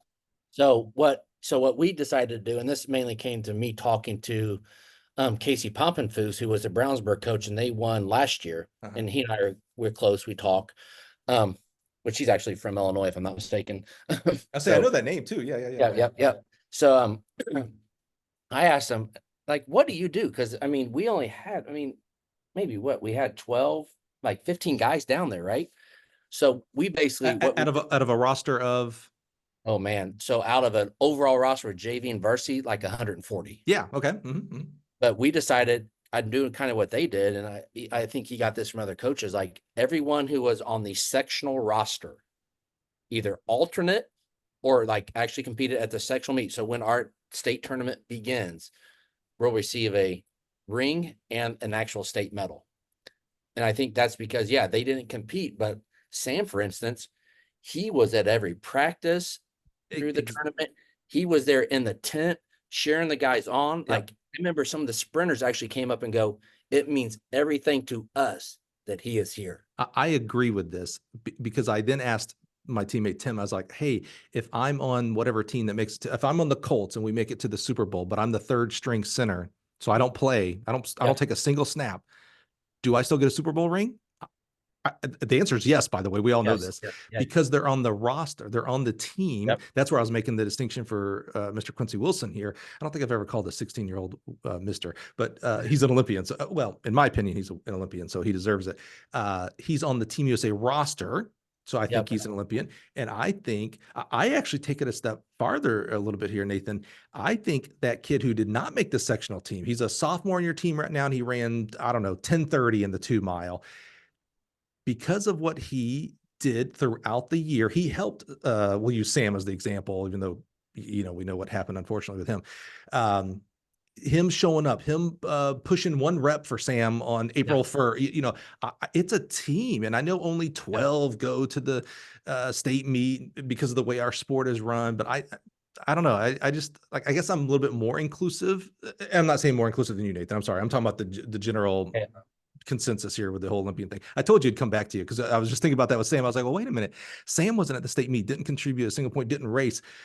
But boy, Sam sounded like use that puzzle analogy, seemed like he was certainly part of that puzzle that I'm not sure it would have went down the way it went down if Sam wasn't on your team cheering, doing the leadership things that Sam obviously has. So, okay, sorry, I know that was a divergent, but I literally no, but I like that something because I don't know how they do it in Illinois. If I'm not mistaken, in the Olympics, right? So there are rounds of the relays, right? And there's you have a relay squad. I don't know if it's 6 or 8. In Indiana, it's 8. Yeah, whatever it is, right? Mm-hmm. But say Quincy Wilson would have ran the preliminary round, right? Yep. Well, he gets a medal. Gold, he gets a medal. That's correct. That doesn't happen in our state. So for instance, so in the 4x8, we're allowed to roster 8 guys starting at the sectional meet, right? And I typically run 2 or 3 alternates on that just because of how it is. I know we can make it out. So I want to give these other athletes who aren't going to run in the regional state a chance to get that level of experience. Right. So I can think of if I'm not mistaken, the year, because we won the 4x8 in 2019 and 2021. We had 2 guys run first at sectional, right? So they're part of us advancing, right? But the IHSA doesn't allow them to get a state medal as a relay medal, even though I would argue they were part of that freaking process. Those 2 kids are no different than the backup quarterback on the football team who doesn't take a single snap in the game because he's the backup. But everybody would go, oh man, boy, that first string's not as good if he doesn't have that second stringer there. So yeah, he's absolutely part of the team. Those two kids absolutely are part of that relay team success. 100%. Yeah. And I could understand like how they actually says, well, we're not going to give it to the guys who never ran. Okay. That's fine. Okay. I mean, whatever. We can have an argument about that. Yeah. Right. We can actually prove because when you check in at our meets, they take your names. Right. We can actually prove these two athletes actually are part of our process of getting there. And this really stinks because I think back in, what was it? 2021, maybe it's 2019, something like that. We actually got our first ever medal in the 4x1. Well, one of our kids was in sectional and regional. He pulled his hamstring the week leading into state, and he was our third leg. And he, our team actually got worse. They got 5th place, but he didn't get a medal, but because he pulled his hamstring. Right. But then you can, if we wanted to, we could have given the state team medal to 140 athletes if we wanted to, right? We could, but but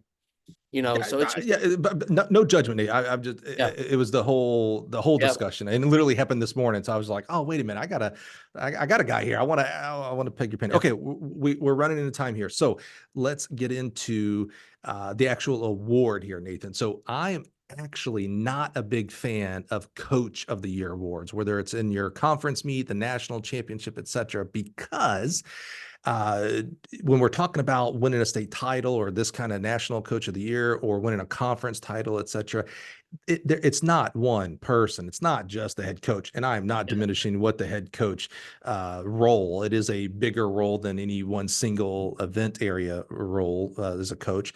But like I usually tend to hit this on Twitter around the conference time because there'll be a conference coach of the year. And it's like, man, you won conference. There's no way, let's say it's the distance coach is the head coach and they get coach of the year. There's no way only your distance runners scored all the points to win the conference title. Like you throwers had to do some stuff, your sprinters, jumpers, et cetera. So I do like, there's some conferences out there, and I'm a big proponent of this, that name coaching staffs of the year. Now, I know this is a coach of the year award, but I know you well enough now at this point that, because we talked about this and I made sure to make a note, I want to shout these people out. We already talked about one with Corey there. This is really a culmination of what your coaching staff, if you're going to say this is, it's all about the athletes and, if they didn't do what they did, I wouldn't win the award. Well, while that's partly true, that means the coaching staff as well. If they didn't do their job, you also don't win this award. Give us a shout out. Tell us about this coaching staff that, we're a part of this National Coach of the Year award. So, I think as I mentioned earlier, I coach both boys and girls track and field. I'm the head coach of both. So the beauty of that, and for years it was a split staff. We had different head coaches. So I would say our model is closer to like almost what they do at the college level, right? Where you have a director. So I guess you could say that I'm the director. But what it does is it allows us now that all the coaches are kind of almost shared coaches. It just it doubles our size of our coaching staff, and it gets rid of that whole idea where I used to have to deal with the girls' head coach and how do we share coaches? It kind of got rid of a headache. Yeah. But I mean, like I mentioned, Coach Ellums in the sprints, his wife, Coach Lorraine Ellums, coaches the girl sprints. She ran at IU. It would have been Lorraine Day back in the day. She was from New York. So those are my two sprint coaches. They do a great job. Then Coach Weiss and Coach Thomas are the throws coaches. Then Coach Goodwin, Coach Tartar do hurdles. And then who I know I'm going to forget somebody. Coach Rogers. He's kind of and Coach Potter, kind of our specialty in the field events. So pole vault, high jump. And then myself, Coach Thompson, Coach Kuhn, Coach Torres, we do the distance side and kind of go where we need to go. Bro, how many coaches do you have? So I have 8 assistant positions between the two head jobs, and then also we have a number of volunteer coaches. I want more of this for all of our high schools and colleges, by the way. Our athlete to coach ratio is bonk when it compared to basketball and football and stuff. So I love hearing this. This is amazing. So that's why combining the teams like we did, which is I think it's almost unheard of on the track side at a school our size, a high school our size, that that the coach is the head coach of both, Right. which you know, in the spring, it's a little rough, Sure. especially because in May we kind of are split our meets, like the boys and girls kind of split, then they have separate meets, but through Right. April, they usually combined, and it's much easier. And you find it in cross country, you see a lot of big schools even have the head coaches of both boys and girls, but track, it's a little different. But again, this is the end of my second year doing it, trying to get next year will be my third. It works Yeah. as long as your coaching staff buys in, and they have, and they've been fantastic. And a lot of those coaches have been with me almost for a decade, like Coach Oh, Rogers, Coach Weiss, Coach Torres have been with me a long time. They just know how we work. And it just, you're right. Without them, I remember, because when we watched the 4x4, because going in the 4x4, if I'm not mistaken, we were up by 7 points going to the last event over HSC, and they were in the same heat. We were the fast heat of the 4x4. And we just knew what we had to do. We just got to make sure we don't finish. And they finished, I think, man, what did they finish? I mean, they finished fourth, and they finished fifth. We finished sixth. So they only gained 1 point on us. right. Right. So Right. we were doing the math, but all of us were up there together in the stands. Then our administrators were there. Our principal, our assistant principals. It was a pretty special moment, because That's cool. I mean, it was cool. I mean, because you got to share it with these people that you've been with, and it was. And as me as a coach, I never because Coach Ellams, Coach Corey, he was like, Coach, we got this. Even after the 4x1, because Coach, we got this. Like, Corey, stop. He said, I've seen this thing can go sideways in a heartbeat. But I mean, That's it a was Ball just, State. That's a Ball State kid for you right there, yeah. buddy. Let me tell you. I mean, it was so much fun being with them on that day. We're all soaking wet. I had already had 2 changes of clothes. I mean, Oh yeah. it was horrible. But it was like, it made it all worth it. So it was a lot of fun just being there with those people that I spent years with, and we finally got over that hump. And now, I mean, honestly, with the combined staff, we're trying to get the girls there. Like, let's get the girls so they can feel this same like feeling in this. It's just, if you can, it was awesome. It's not over till it's over, especially when there's a downpour of rain. We get that baton across the finish line before we do any celebration. What I'm reminded of when you talk about, not only your coaching staff and obviously your athletes and your principal and things like that. There's an old, I don't know if it's a proverb or saying, if you want to go fast, go alone. If you want to go far, go with others. If you want consistency in your program, if you want to win state titles with your program, you better be surrounded by Yep. good coaches. You better have support from your principal, Yep. superintendents, your teacher, all sports, by the way, but here for track and field, it takes everybody to do this. Winning state meets is hard. It's Yeah. hard. And so you better be having a lot of people around you, good people around you, so you Yep. can go far with this. Yep. Nathan, you'll be in Orlando. Remember, this is podcast time next week for Yep. the convention. Is this your first convention, I'm assuming? Yep. I've never been before. Actually, we're going to bring the whole family down. Oh, good. Of Yeah. course, Orlando. My Yeah. wife thought that it was really important that the kids see their dad. So I think they're going to be there. And I think I get it Tuesday morning. They're going to actually, so they want to see their dad get the award. So I Awesome. think they're going to spend some time in Disney World and do some stuff like that, some of those theme parks. But yeah, That is we're going to awesome. make a family trip of it. I love that. You guys deserve it, man. You deserve it. I can't wait. The convention is my all-time favorite of all year. It's my favorite week out of all 52. I call it my Super Bowl. I've got all these coaches there who haven't started season pretty much. So they're, the hair's let down. There's not, the stress of everything going on. And we're just there to uplift and honor. We get to learn from a lot of our peers there. It's amazing. So I think you're going to completely enjoy it. Obviously family time you'll enjoy, but be able to sneak into some of the talks and stuff and continue your growth as a coach, man. It's going to be awesome for you. I'm excited for you Yep. to see that. It should be a great time. Awesome. So as you're listening, so right now it's the week before convention when you're listening. Last week we had the girls National Coach of the Year, Ursula Harris from Scotlandville, Louisiana. She'll be in Orlando next week as well. And then next week is our time there in Orlando, the JW Marriott. We will be doing, more than likely, we will be doing the Monday Night Live podcast as well from our booth.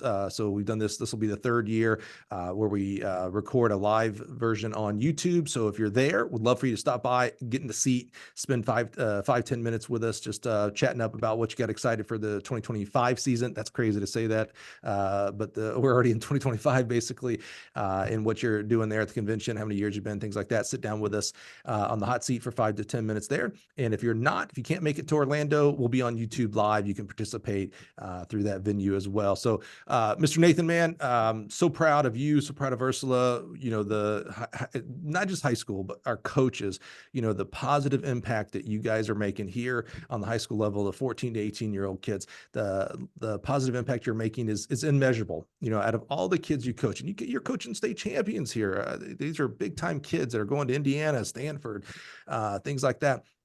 99% of them are not going to go on to participate in college and, in the pros and things like that. Right. But 100% of them will go on to be moms and dads and business owners and teachers and chemists, and that is what you're teaching them by example, what your leadership, you and your coaching staff are doing for these young people. That is the greater good you're doing for society. And so that's why I say it's immeasurable what you're doing. It's not about how do we make that 23-foot long jumper a 24-foot long jumper. It's how do we make that a better person so that they can go on and contribute to society. I'm glad the people that poured into you as a young person, because you're a product of that, and now you're expanding on that. You're helping their tree grow with what you're doing. So I'm so proud of you, man, and just grateful for your time today here on the podcast.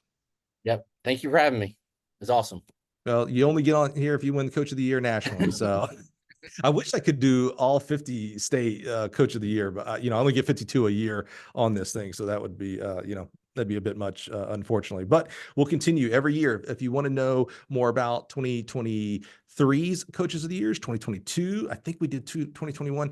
Check out our library. Again, we're 280 something episodes now. That means we have 280 amazing coaches like Nathan here that have been on the podcast. Go learn their journeys. Everybody from Mouse Holloway at Florida, Shelton Irvin down in Houston. He was a National Coach of the Year. Amazing men and women who thank goodness choose to be track and field coaches. Join us next week. So we'll be live on Monday. We'll also have an episode drop on Monday, of course, as well. And we're looking forward to season 6. 2025 is right around right around the bend, and we're going to go right into season 6 with it as well. So thanks for being here. Join us next week, and we'll talk to you soon. See you guys.